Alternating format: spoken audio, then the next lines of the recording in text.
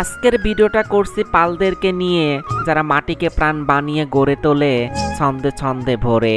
চাকার ঘূর্ণিতে হাতের ছোঁয়ায় তৈরি করে হাড়ি, পাতিল, গামলা, কত কি। এই এক বংশগত পেশা যা চলে আছে প্রজন্ম থেকে প্রজন্মে নিরবধি। যদিও আধুনিক যুগে মাটির পণ্যের চাহিদা কমে গেছে কিছুটা, তবু মাটির তৈরি কাজের সামগ্রী আজও মানুষের মন ছুঁয়ে যায় ঠিক ততটা। আজ আমার সাথে রয়েছে ছোট ভাই জিহাদ বাবু। চলছি আমরা গ্রাম পথে, রাস্তার পাশে তাল গাছের সারি, আর এক পাশে বিস্তৃত ধান ক্ষেতের সাথে।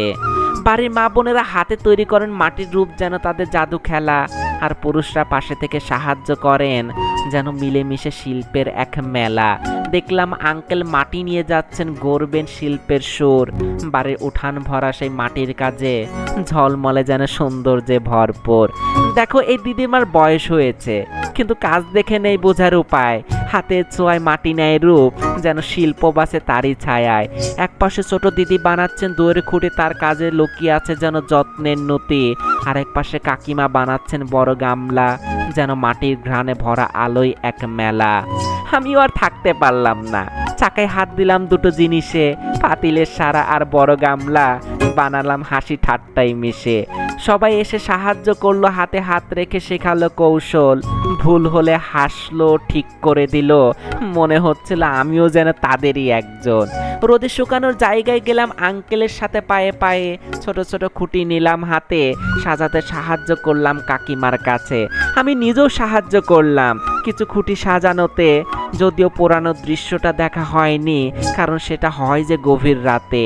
অসাধারণ সময় কেটেছে আজ এই মানুষগুলো জীবন আর পরিশ্রম দেখে। মনে হয়েছে শিল্প মানে শুধু রং নয়, হৃদয়ের ভালোবাসায় বুকে রেখে। এরপর দাদাকে পেলাম নদীর ধারে, শুদ্ধিকরণ করতে যাচ্ছিলেন ধীরে। সাথে গল্প করতে করতে আমিও গেলাম, শুনলাম ধর্ম সংস্কৃতির তীরে।